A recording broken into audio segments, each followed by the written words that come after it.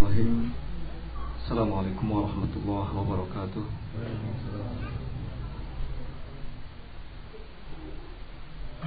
Innal hamdalillah nahmaduhu wa nasta'inuhu wa nastaghfiruh wa na'udzu billahi min shururi anfusina wa sayyiati a'malina. May yahdihillahu fala mudilla lahu wa may yudlil fala hadiya lahu. أشهد أن لا إله إلا الله وحده لا شريك له وأشهد أن محمدا عبده ورسوله. يقول الله سبحانه وتعالى في كتابه الكريم: يا أيها الذين آمنوا اتقوا الله حق تقاته ولا تموتن إلا وأنتم مسلمون.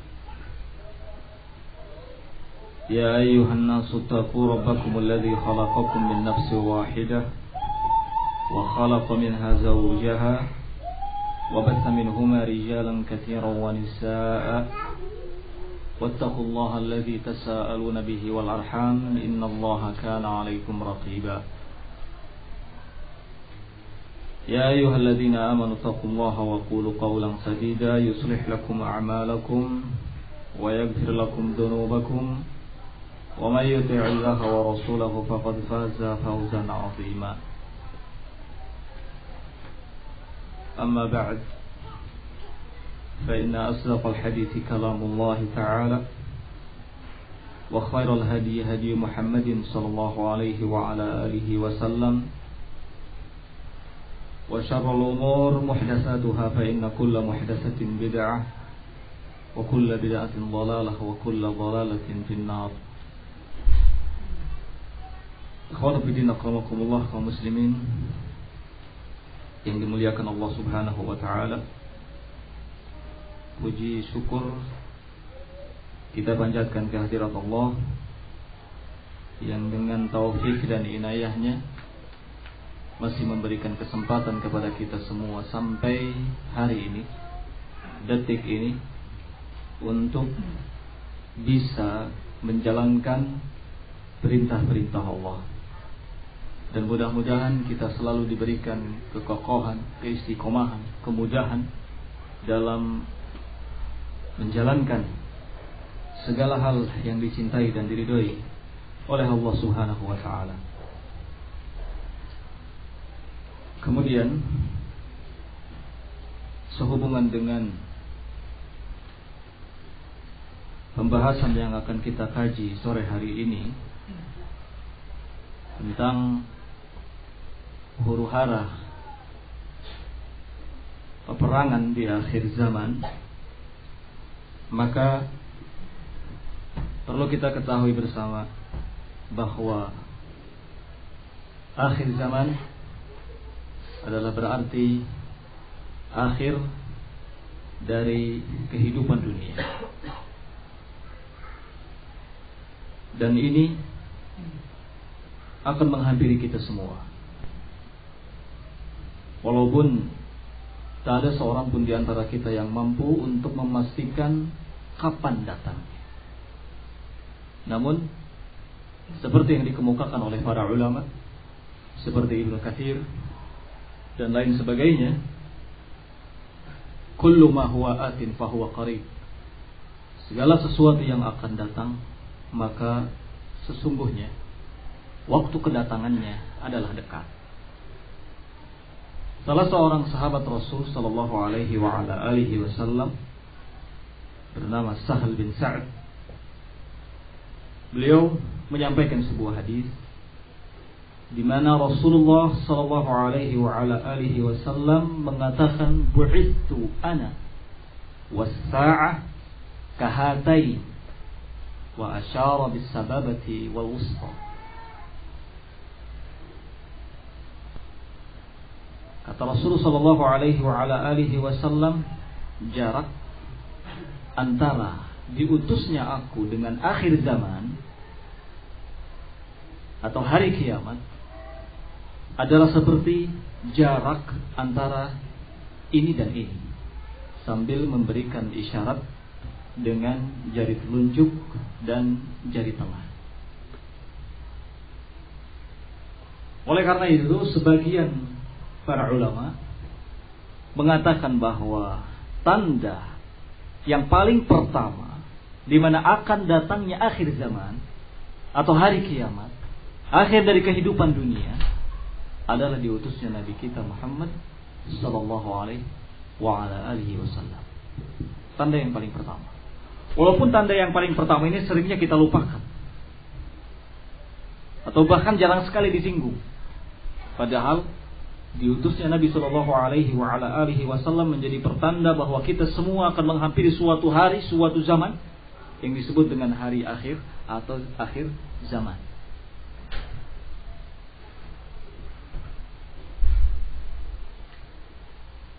Jadi Nabi sallallahu alaihi wasallam mengibaratkan dengan jari telunjuk dan jari tengah. Kemudian tanda akhir zaman lainnya yang disebutkan oleh para ulama, dan ini berhubungan dengan apa yang akan kita kaji saat ini, adalah istighfafan biddam, menganggap enteng, menganggap remeh urusan darah. Atau bahasa lainnya adalah kasratul qatli, banyaknya pembunuhan, banyaknya peperangan, dan terjadinya berbagai macam kekacauan. Ini menjadi penanda akan datangnya akhir zaman, atau katakanlah qiyam sa'ah, datangnya hari kiamat. Kemudian para ulama menyebutkan bahwa sebab yang paling inti yang melatar belakangi banyaknya pembunuhan, banyaknya pertempuran, kekacauan dalam segala hal, ada dua. Yang pertama adalah al-batal, wat-tabaghud, wat-tahasud, wat-takatsur, wal-ashar, kesombongan, keangkuhan, berlomba-lomba dalam mengumpulkan harta, kedengkian, permusuhan. Yang ini semua ternyata oleh Nabi kita Muhammad sallallahu alaihi wasallam disebut penyakit umat terdahulu. Seperti yang dikemukakan oleh sahabat Abu Hurairah radhiyallahu taala. Beliau mengatakan, sami'tu Rasulullah sallallahu alaihi wasallam yaqul, saya mendengar Rasulullah sallallahu alaihi wasallam bersabda, sayusibu ummati da'ul umam. Umatku, kata Rasulullah, akan ditimpa suatu penyakit yang diderita oleh umat-umat terdahulu. Para sahabat bertanya, wa mada'ul umam ya Rasulullah? Apa penyakit yang menimpa umat-umat terdahulu itu, wahai Rasulullah? Rasulullah kemudian menjawab, al-ashr, wal-batal, wal-tabaghud, wal-tahasud, wal-takatsur, hatta yakunul baghi. Kata Rasulullah sallallahu alaihi wasallam, penyakit yang menimpa umat terdahulu itu adalah kesombongan, keangkuhan, kebencian, kedengkian, bermegah-megahan dalam urusan dunia, sampai terjadinya perbuatan yang keji, pembunuhan, peperangan. Syekh Al-Albani rahimahullah ta'ala mensahihkan hadis ini. Jadi ini sebab yang pertama. Benih-benih penyakit tersebut sebetulnya sekarang sudah kita rasakan.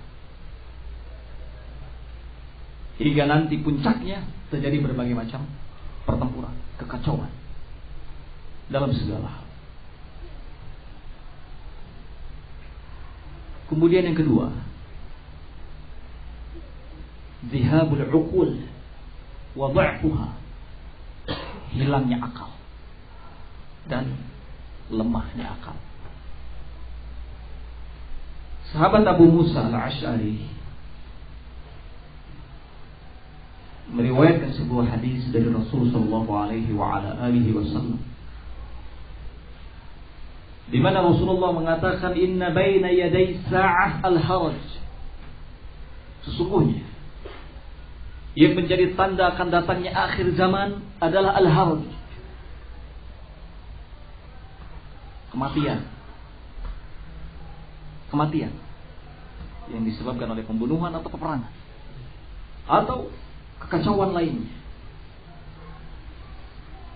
Kemudian Rasulullah sallallahu alaihi wasallam melanjutkan sabdanya, hatta yaqtulul jar al-jar, sampai-sampai seorang tetangga akan membunuh tetangganya, yaqtulu akhah, akan membunuh saudaranya, yaqtulu ammahu, akan membunuh pamannya, wa yaqtulu ibna ammihi, dan akan membunuh anak pamannya.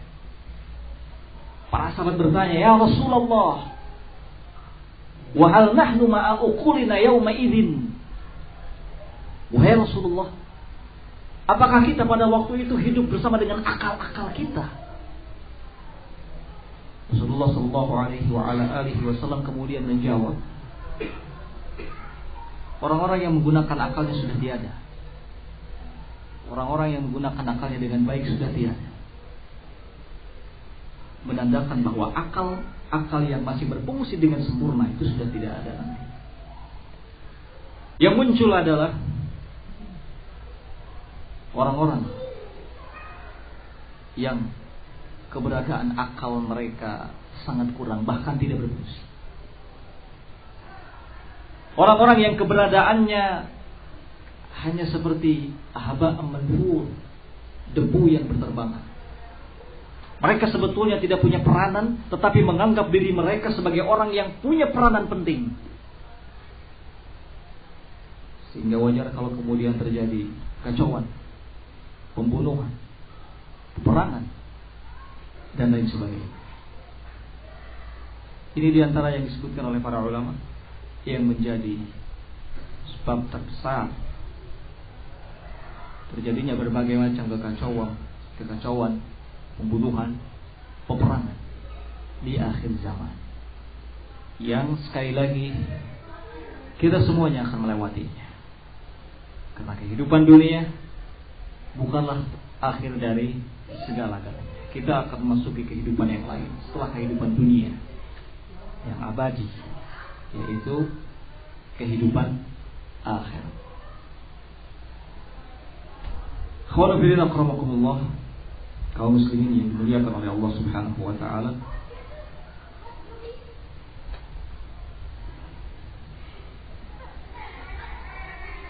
Dalam kesempatan ini saya tidak akan menyampaikan atau menceritakan peperangan apa saja yang terjadi, pembunuhan seperti apa yang akan terjadi yang mewarnai datangnya akhir zaman. Karena hal itu mungkin dengan mudah bisa kita dapatkan, karena sudah banyak buku-buku yang bercerita tentang tanda-tanda hari kiamat yang insya Allah ada di sana. Namun yang akan kita tekankan pembahasannya dalam tema kali ini adalah bahwa bagaimana kita bisa mewujudkan janji Allah Subhanahu wa taala untuk kita sebagai kaum mukminin. Karena Allah telah berjanji akan memberikan ketenangan ketika kita menghadapi persoalan yang rumit. Allah Subhanahu wa taala berjanji akan memberikan kemenangan saat kita berada di medan perang ataupun ketika kita tidak berada di medan perang. Ini janji Allah Subhanahu wa taala. Apalagi Nabi sallallahu alaihi wasallam mengingatkan kepada kita dalam hadis, badiru bil a'mal, segeralah kalian beramal, jangan ditunda-tunda. Fisalan sittan, sebelum datang 6 prahara. Satu di antara 6 prahara itu adalah istighfafan bidam, banyaknya pembunuhan, pertempuran, dan berbagai macam kekacauan. Atas dasar inilah, ya, maka yang paling penting untuk kita persiapkan sesungguhnya bukan mengetahui apa saja pertempuran yang akan terjadi menjelang akhir zaman nanti. Bukan. Tapi yang paling penting untuk kita ketahui adalah bagaimana kita bisa mewujudkan janji Allah, di mana Allah akan memberikan ketenangan, Allah akan memberikan kekokohan, Allah akan memberikan kekuasaan, Allah akan memberikan kemenangan kepada kita, umat Islam, kaum mukminin. Sekali lagi, itu sudah menjadi janji Allah Subhanahu wa ta'ala. Seperti Allah sebutkan dalam surat Ghafir, atau dalam Al-Quran secara keumuman, surat Al-Mu'min, di mana Allah Subhanahu wa ta'ala berfirman, Inna lanansu rusulan. Sesungguhnya, kata Allah Subhanahu wa ta'ala, kami pasti akan menolong, akan membela rasul-rasul kami, walladzina amanu, dan orang-orang yang beriman, fil hayatid dunya wa yauma yaqumul ashhad, dan orang-orang yang beriman fil hayatid dunya, dalam kehidupan dunia, wa yauma yaqumul ashhad, dan di hari di mana para saksi itu ditegakkan, akhir zaman, hari kiamat. Allah Subhanahu wa ta'ala berjanji akan berikan kemenangan kepada siapa? Kepada para rasulnya dan kepada orang-orang yang beriman. Demikian pula dalam surat An-Nur ayat yang ke-55, Allah Subhanahu wa ta'ala juga menjelaskan janjinya. Wa'adallah, Allah Subhanahu wa ta'ala berjanji, lilladzina amanu minkum, kepada orang-orang yang beriman dari kalangan kalian, wa amalus salih, dan yang beramal salih, la yastakhlifannahum kama stakhlafal ladzina min qablihim, di mana Allah akan berikan kepada mereka kekuasaan, khilafah, kama stakhlafal ladzina min qablihim, seperti hanya khilafah, kekuasaan ini sudah Allah berikan kepada orang-orang sebelum mereka. Wala yumakkinanna lahum dinahum alladzi tadalahum, dan Allah Subhanahu wa ta'ala berjanji akan mengokohkan agama mereka yang Allah telah ridhoi agama tersebut untuk mereka. Wala yubaddilannahum min ba'di khawfihim amna, dan Allah berjanji akan mengganti rasa khawatir, ketakutan dalam diri mereka dengan keamanan. Kemudian kata Allah, ya'budunani wa la yusyrikuna bi syai'a. Catatannya, hendaknya mereka beribadah kepada Allah Subhanahu wa ta'ala saja dan tidak menyekutukannya dengan sesuatu apapun. Jadi kemenangan, kekokohan, khilafah, kekuasaan adalah merupakan janji Allah Subhanahu wa ta'ala. Janji Allah. Allah la yukhliful mi'ad. Allah itu tidak akan pernah menyelisihi janjinya. Hanya tinggal bagaimana kita bisa mewujudkan janji Allah Subhanahu wa ta'ala tersebut sesuai dengan apa yang diridhoinya. Ini sebetulnya yang harus kita kaji. Ya.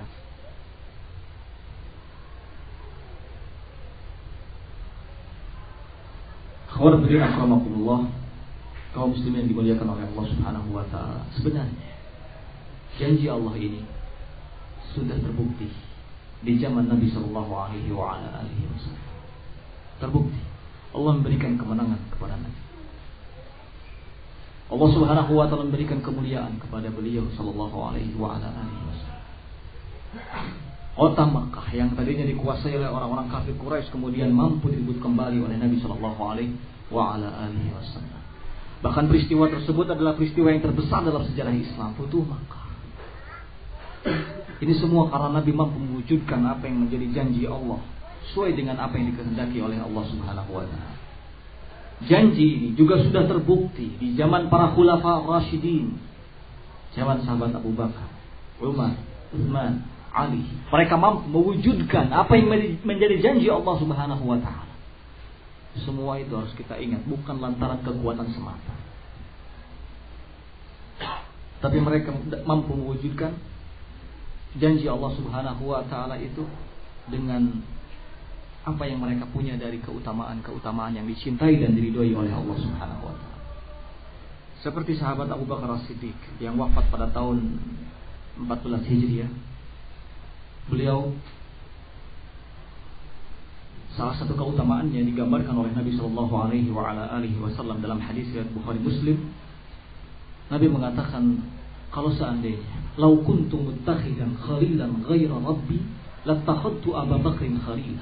Kalau seandainya diizinkan aku untuk menjadikan seseorang sebagai kekasih selain Allah, maka aku akan jadikan Abu Bakar sebagai kekasihku. Luar biasa. Kenapa Nabi mengatakan seperti itu? Lantaran sahabat Abu Bakar As-Siddiq adalah seorang sahabat yang betul-betul punya kepribadian yang saleh, keimanan yang tangguh, lahir dan batin yang sempurna, mampu menyatukan antara ilmu dan amal. Sahabat Abu Bakar terkenal sebagai seorang sahabat yang pemberani. Mungkin dalam pikiran kita hanya mengenal sosok Umar bin Khattab sebagai sahabat yang berani, tapi sesungguhnya sahabat yang paling berani adalah sahabat Abu Bakar As-Siddiq. Karena beliau orang yang betul-betul menampakkan keberaniannya saat keberanian itu dibutuhkan. Saat apa? Saat keberanian itu dibutuhkan. Biasanya kalau ada orang yang sok berani ketika keberanian itu tidak dibutuhkan, itu sebetulnya pengecut. Karena rata-rata ketika dihadapkan kepada sesuatu yang dituntut keberaniannya untuk dimunculkan, itu malah ciut. Biasanya seperti itu. Sahabat Abu Bakar terkenal kesabarannya, terkenal dengan ketenangannya, tetapi ketika keberanian dituntut, maka justru yang paling nampak beraninya adalah sahabat Abu Bakar As-Siddiq. Ada salah seorang yang dikenal dengan sebutan Uqbah bin Mu'ayyid. Uqbah bin Mu'ayyid ini hidup di masa jahil.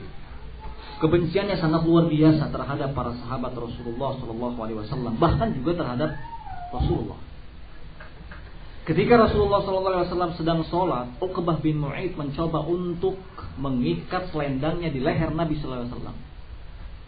Maksudnya ingin mencekik Nabi dengan selendangnya. Tidak ada yang berani terhadap Uqbah bin Mu'ayyid pada waktu itu kecuali Abu Bakar As-Siddiq. Abu Bakar As-Siddiq tahu kalau nyawa Nabi SAW sedang terancam, maka Abu Bakar As-Siddiq datang kemudian mendorong Uqbah bin Mu'ayyid dan mengusirnya. Padahal ini orang ditakuti. Yang berani hanya sahabat Abu Bakar As-Siddiq radhiyallahu ta'ala. Semua kita tahu bagaimana perjalanan hidup sahabat Abu Bakar, sehingga sangat wajar sekali pertolongan Allah Subhanahu wa ta'ala, janji Allah Subhanahu wa ta'ala sangat dekat dengan beliau. Semoga Allah meridhoinya. Demikian halnya dengan sahabat Umar bin Khattab yang wafat pada tahun 23 Hijriah. Orang yang luar biasa, Umar bin Khattab. Dalam hadis riwayat Bukhari dan Muslim, kita sebutkan satu kelebihannya atau beberapa kelebihannya. Dalam hadis riwayat Bukhari dan Muslim disebutkan bahwa Nabi mengatakan, ketika aku berada di surga, aku melihat ada sosok atau ada seseorang masuk ke surga. Kemudian aku cari tahu, ternyata dia adalah Rumaysah, istri Abu Talha, sahabiah, sahabat wanita bernama Rumaysah. Dilihat oleh Nabi SAW, sahabat ini ada di surga. Kemudian Nabi SAW mengatakan, wasami'tu hasafah. Aku mendengar ada gerakan yang tenang, ya, gerakan yang sedang, ada gerakan, ada satu gerakan yang lembut kedengarannya. Mungkin kalau orang Sunda bilang apa ya, ngorosak gitulah. Ada gerakan yang seperti itu. Kemudian Nabi SAW mengatakan, aku cari tahu.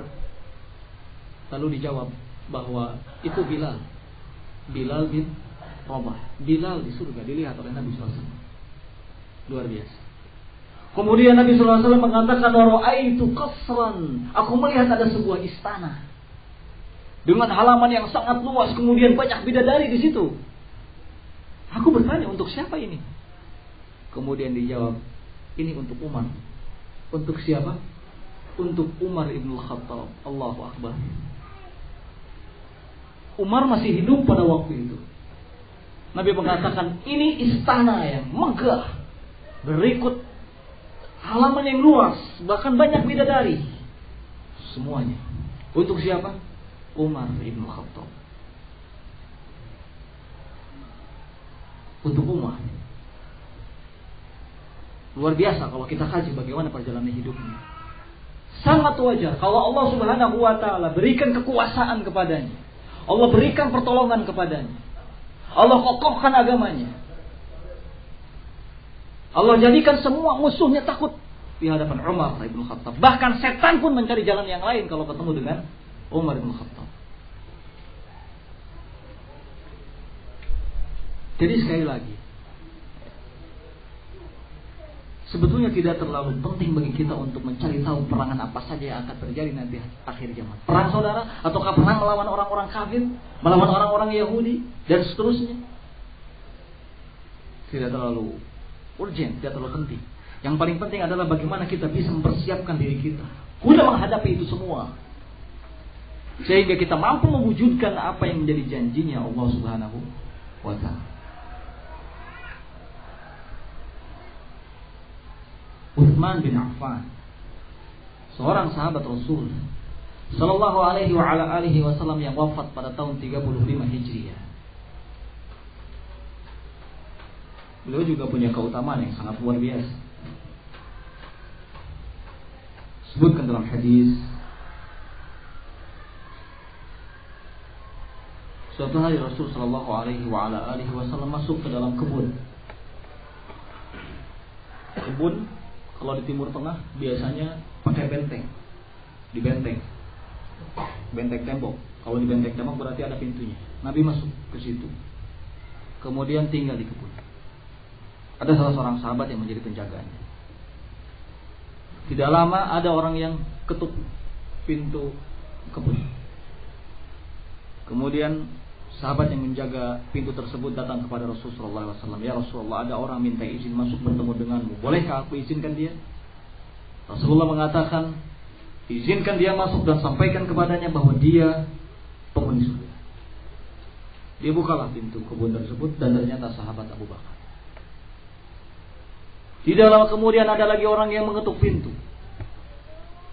Sahabat yang menjadi penjaga pintu ini datang kepada Rasulullah SAW dan bertanya lagi, ya Rasulullah, ada orang mengetuk pintu lagi. Bolehkah aku izinkan dia masuk? Dia ingin bertemu denganmu. Rasulullah mengatakan, izinkan dia masuk dan sampaikan bahwa dia penghuni surga. Dibukalah pintu itu dan ternyata Umar ibn Khattab. Tak lama kemudian ada lagi yang mengetuk pintu, minta izin bertemu Rasul sallallahu alaihi wasallam. Maka sahabat yang menjadi penjaga pintu itu tadi datang lagi ke hadapan Rasulullah dan berkata, wahai Rasulullah, ada orang yang mengetuk pintu, minta izin ketemu dengan Anda. Bolehkah aku bukakan pintunya? Rasulullah terdiam. Kemudian Rasulullah mengatakan, izinkan dia. Lalu terdiam lagi. Izinkan dia, terdiam. Sampaikan kepadanya bahwa dia menjadi penghuni surga dengan sedikit ada musibah yang akan menimpanya. Dibukalah pintu kebun tadi. Ternyata Utsman bin Affan. Utsman bin Affan. Utsman bin Affan dinyatakan oleh Rasulullah SAW sebagai penghuni surga dengan sedikit musibah yang menimpanya. Memang ada musibah di zaman Utsman bin Affan, yaitu munculnya kelompok yang disebut dengan Khawarij. Munculnya kelompok yang disebut dengan Khawarij. Mereka adalah orang-orang yang seharusnya mengarahkan senjata mereka kepada orang-orang kafir, tapi justru malah mengarahkannya kepada kaum mukminin. Perang yang diusungnya adalah perang yang salah kaprah, yang tidak benar. Sampai sahabat Utsman bin Affan sendiri terbunuh saat beliau baca Quran. Beliau terbunuh, darah berjatuhan di atas mushaf Al-Quran yang sedang dibaca. Rahimahullah, Utsman bin Affan. Beliau salah seorang sahabat yang disebut dengan Dzun Nurain. Dua putrinya dinikahkan kepada Rasulullah sallallahu alaihi wasallam. Luar biasa kehidupan. Wajar jika kemudian Allah Subhanahu wa taala berikan kemenangan dalam berbagai macam pertempuran. Wajar jika kemudian Allah Subhanahu wa taala berikan kekuasaan kepadanya. Kokohkan dia dalam urusan agama. Menghadapi berbagai macam kekacauan pada waktu itu, walaupun menyebabkan beliau terbunuh sebagai seorang syahid, penghuni surga. Pun demikian sahabat Ali bin Abi Thalib sebagai khalifah yang keempat punya keutamaan yang luar biasa. Nabi mengatakan, aku besok hari akan menyerahkan bendera ini kepada seorang laki-laki yang dia mencintai Allah dan Rasulnya, dan Allah dan Rasulnya pun mencintainya. Laki-laki itu adalah Ali bin Abi Thalib. Dia akan berperang dan dia akan mendapatkan kemenangan, kata Rasulullah SAW. Kemudian di lain waktu Rasulullah SAW juga mengatakan bahwa kedudukan Ali dengan aku ibarat Harun dari Musa. Hanya saja kata Nabi, tidak ada lagi Nabi setelahku. Seperti kedudukan Harun dengan atau dari Musa. Begitu dekat antara Nabi SAW dengan sahabat Ali bin Abi Thalib. Khawal berilah karamakumullah, kaum muslimin yang dimuliakan oleh Allah Subhanahu wa taala. Ada beberapa hal yang penting untuk kita ketahui terkait dengan sebab-sebab yang dengan sebab tersebut kita dapat mewujudkan apa yang menjadi janji Allah Subhanahu wa taala.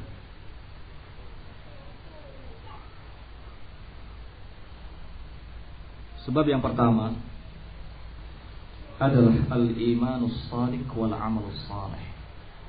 Iman yang benar dan amalan yang saleh. Iman yang benar dan amal yang saleh. Ini penting sekali. Karena terus terang, semakin jauhnya umat ini dari zaman keemasan zaman Nabi, para sahabat, para tabi'in, maka semakin banyak kejelekannya. Walaupun jumlah kaum muslimin cenderung mayoritas. Jadi banyaknya jumlah kaum muslimin justru semakin nampak kelemahannya dan tidak punya peranan sama sekali dalam berbagai hal. Ini tentu sangat menyedihkan.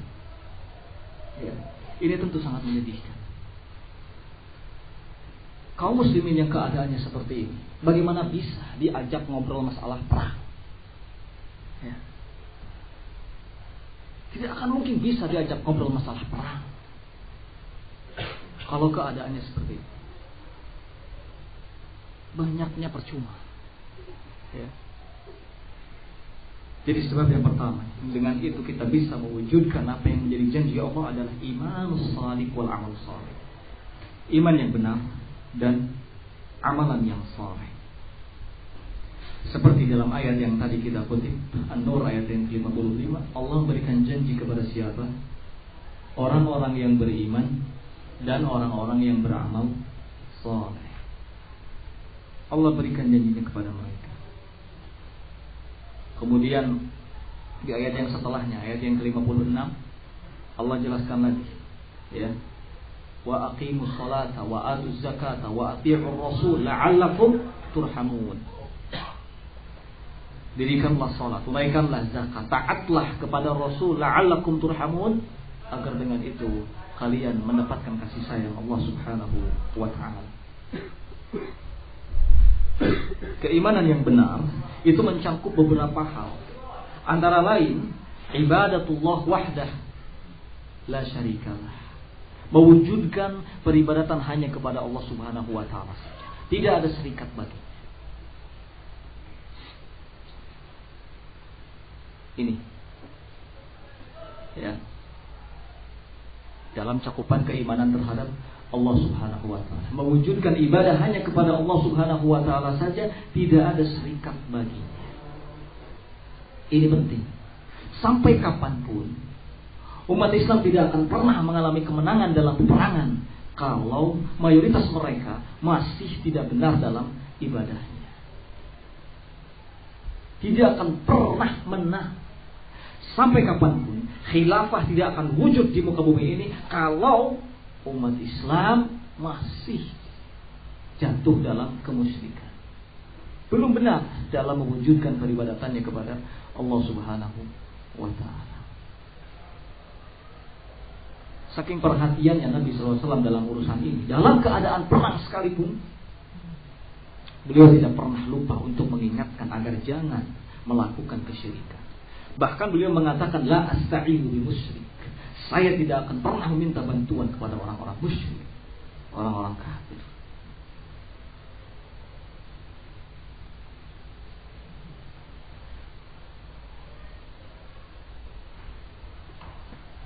Jika ada sekelompok kaum mukminin di belahan dunia manapun yang sekarang melakukan peperangan, maka satu kekalahan yang dideritanya adalah masih adanya bantuan dari luar, yang justru itu non muslim.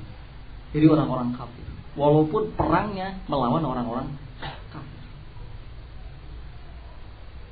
Padahal Nabi mengatakan, la asta'inu bi musyrik.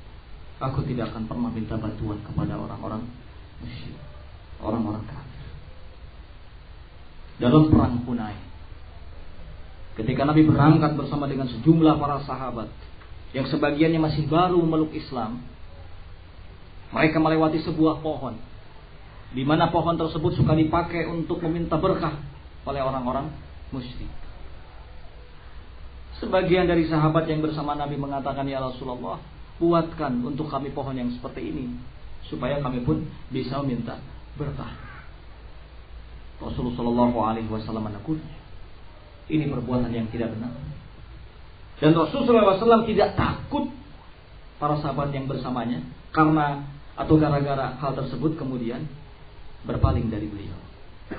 Ini menandakan betapa pentingnya urusan tauhid, perwujudan ibadah semata-mata kepada Allah Subhanahu wa ta'ala. Ya. Kemudian yang kedua yang masuk dalam cakupan iman yang benar terhadap Allah Subhanahu wa ta'ala adalah iqamus shalah, ita'uz zakah, ta'atur rasul.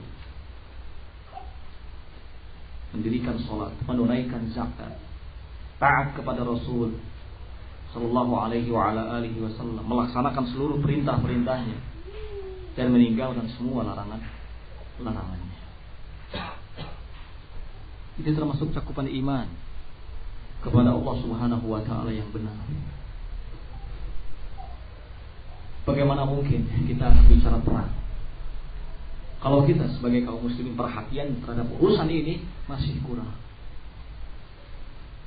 Sekalipun terjadi, maka hanya akan kekalahan yang diterima, hanya kekalahan yang akan terjadi.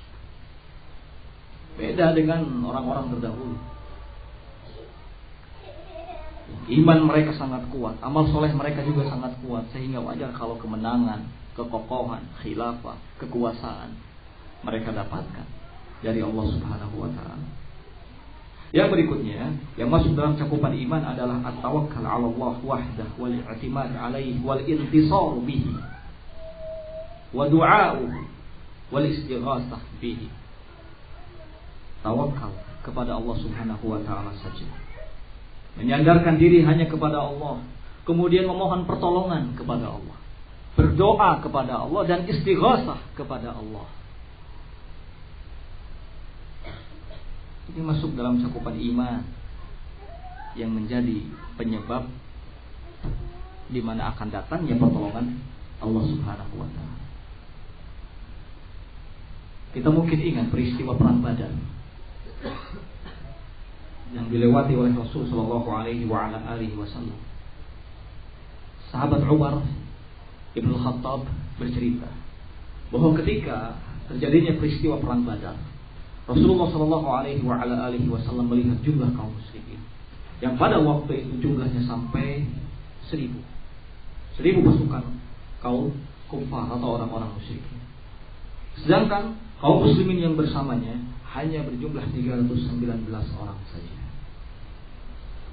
Maka Rasulullah sallallahu alaihi wasallam kemudian menghadap kiblat, kemudian berdoa, istighatsah kepada Allah Subhanahu wa ta'ala. Dan ada hal yang penting yang harus kita garis bawahi di sini adalah bahwa Rasulullah SAW melakukan istighosah kepada Allah. Dan Rasulullah sangat benci jika kata istighosah itu disandarkan kepada beliau.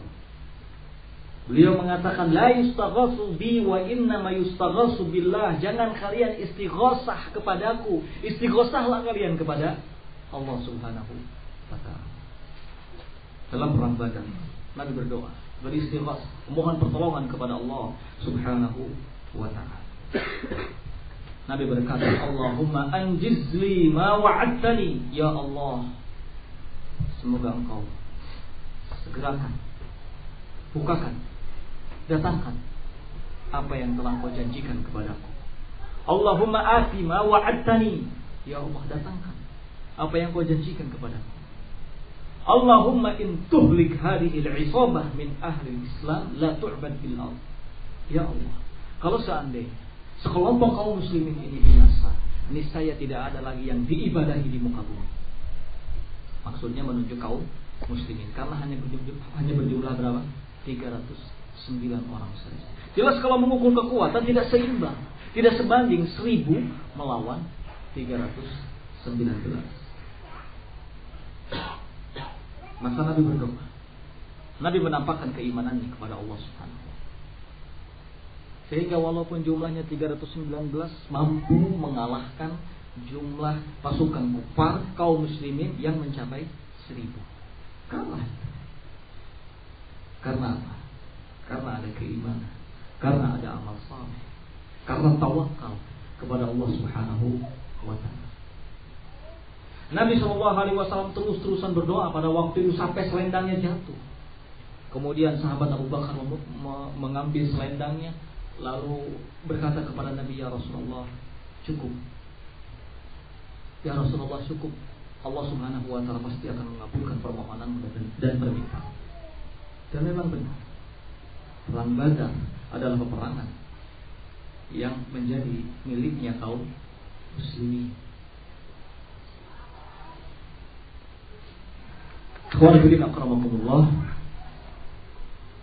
Yang berikutnya adalah as-sabr was-sabat.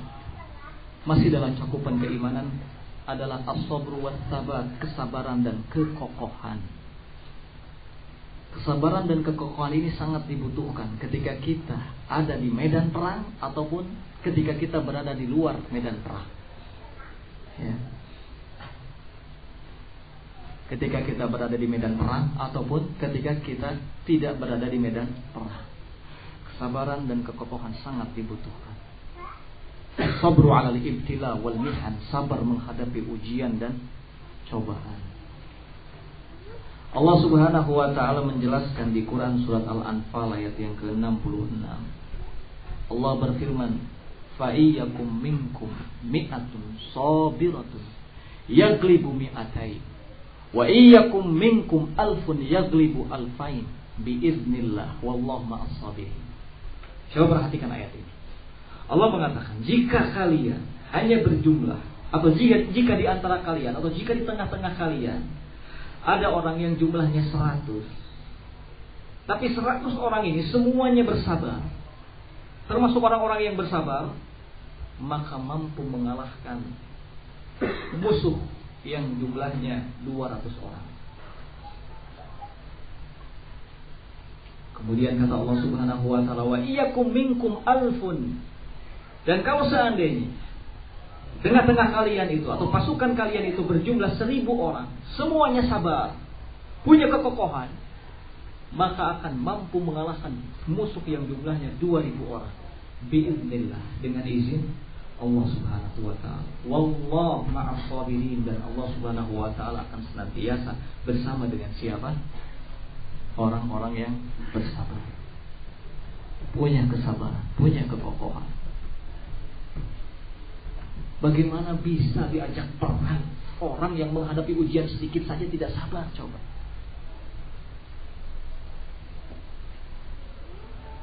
Bagaimana bisa diajak perang?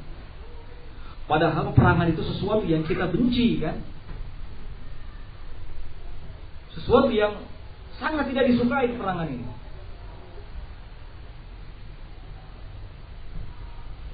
Tapi ketika Allah Subhanahu wa taala mewajibkan kita berperang, maka kita harus berangkat berperang. Tidak ada pilihan lain. Kalau persiapan kita menghadapi peperangan itu sudah tidak ada, maka bagaimana mungkin kita akan bisa?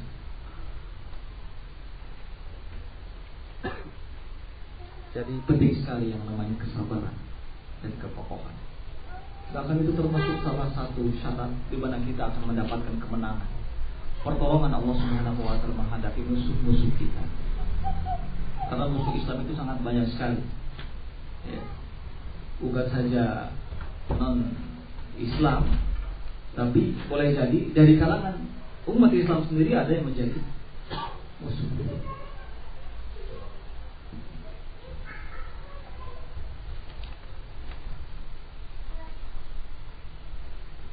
Kemudian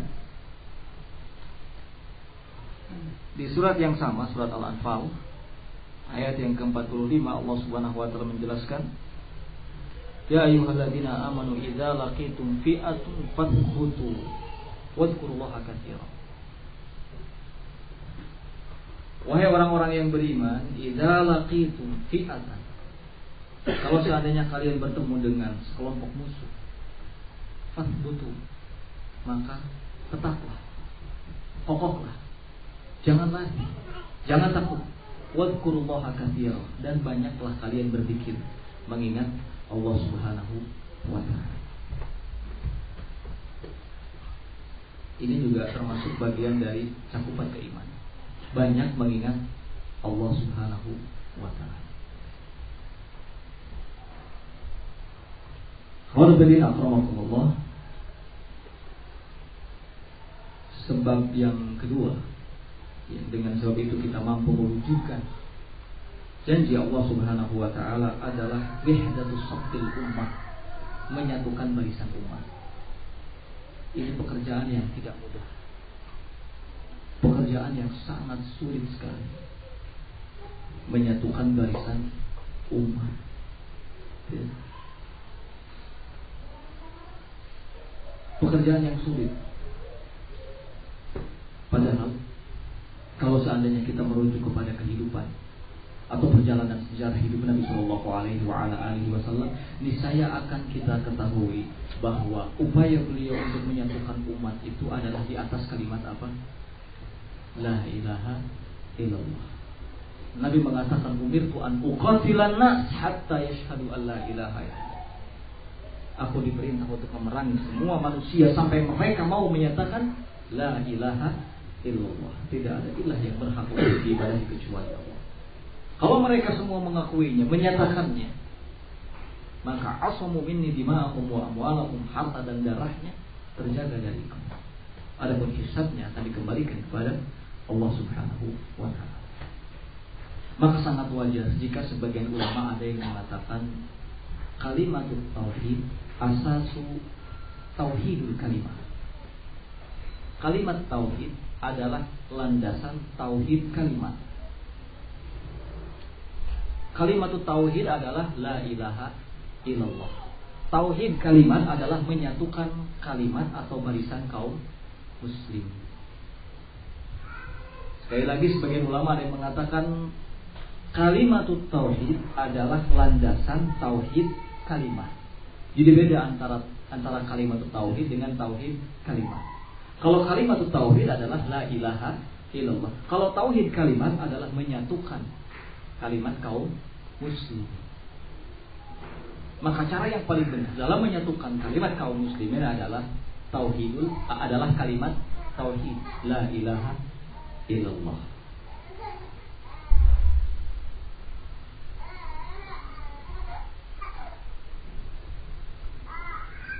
Kemudian sebab lainnya adalah i'dadul iddah wal akhdhu bil asbab.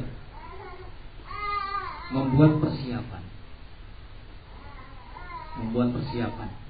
ya. Dan al-akhdhu bil asbab, mengambil sebab, mematangkan persiapan, mengambil persiapan sama saja. Bahkan Allah Subhanahu wa taala secara khusus mengatakan dalam Al-Qur'an, wa a'iddu lahum mastata'tum min quwwah. hendaknya mereka kaum mukminin mempersiapkan diri dengan kekuatan sesuai dengan kemampuan mereka masing-masing. Artinya, kalau kita berperang, ternyata persiapan yang harus dimiliki bukan saja persiapan batin, tetapi juga persiapan apa? Lahir, alias kekuatan. Dan Allah Subhanahu wa taala merintahkan untuk kita punya persiapan ini dan mencari sebab untuk bisa meraih kemenangan. Nabi Shallallahu Alaihi Wasallam pun demikian. Beliau dalam perang Uhud memakai baju perang. Kemudian dalam perang Ahzab, ya, menggali parit, khandak. Itu semua sebab upaya mencari kemenangan. Namun yang paling penting untuk diperhatikan adalah jangan sampai mengupayakan kemenangan, mencari sebab supaya menang, ya, itu menjadi satu-satunya yang ditempuh. Karena khawatir akan meninggalkan tawakal kepada Allah Subhanahu wa taala. Jadi tetap yang dinomor pertamakan adalah tawakal kepada Allah, baru kemudian mengambil sebab. Kita butuh kekuatan, ya, kekuatan fisik, persiapan lahir, di samping persiapan batin. Namun persiapan lahir bukanlah satu-satunya, bukan yang paling utama. Karena sampai kapanpun tidak akan ada ceritanya kalau kekuatan kaum muslimin itu melebihi kekuatan kaum kufar, orang-orang kafir. Oleh karena itu Umar ibn Abdul Aziz pernah berkhutbah, pernah berkata bahwa kita umat Islam menang melawan mereka bukan karena kekuatan kita. Kekuatan kita tidak akan pernah sebanding dengan kekuatan mereka. Jumlah kita tidak sebanding dengan jumlah mereka. Tapi kita menang melawan orang-orang kafir adalah karena mereka melakukan pelanggaran dan dosa terhadap Allah Subhanahu wa taala. Jadi intinya kita bisa menang melawan orang kafir itu karena kedurhakaan siapa? Mereka, orang-orang kafir. Pertanyaannya, bagaimana kalau seandainya yang durhaka itu adalah kaum muslim? Satu hal yang tentunya harus jadi renungan, ya. Karena perhatian kita dalam urusan perang itu tidak hanya sebatas jumlah, berapa personel kita, berapa batalion tentara kita. Persiapan yang harus kita matangkan dalam berperang tidak mengarah kepada persenjataan. Sudah punya apa kita? Tidak. Kalau masalah itu sudah dimiliki oleh orang-orang kafir. Tapi persiapan yang lebih utama adalah persiapan batin. Ya. Makanya Umar bin Khattab dalam suatu pertempuran, ketika dirasakan lambatnya datang pertolongan Allah, beliau segera menulis surat. Surat ini kemudian ditujukan kepada para pasukan. Dalam surat itu tertulis bahwa kata Umar bin Khattab, sesungguhnya kita berperang melawan orang-orang kafir itu dengan agama, bukan dengan jumlah, bukan dengan kekuatan.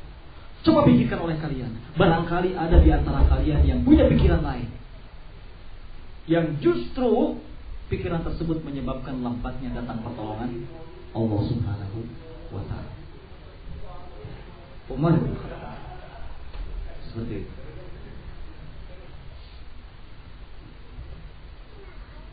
Sudah maghrib, tidak terasa, tidak terdengar. Coba kita cukupkan sampai di sini saja. Masih banyak student yang pembahasan. Mudah-mudahan nanti bisa kita lanjutkan kembali. Subhanallah wa bihamdihi, asyhadu an la ilaha illa anta, astaghfiruka wa atubu ilaik. Walhamdulillahirabbil alamin. Assalamualaikum warahmatullahi wabarakatuh. Ini sama ya? Iya, maksudnya